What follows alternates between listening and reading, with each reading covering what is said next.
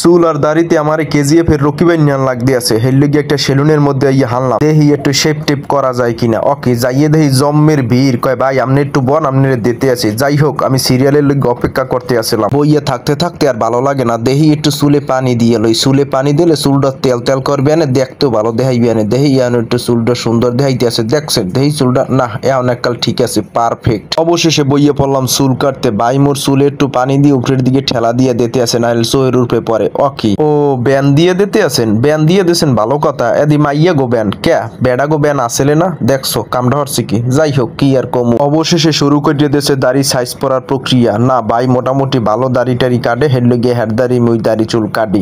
যাই হোক গাইস আপনারা দেখতে থাকেন কি হয়। গাইস চুল কাটে ভালো কথা দাড়ি কাটে ওকে হঠাৎ করে কয় কি মোর পান খাইতে হইবে এটা কোন কথা।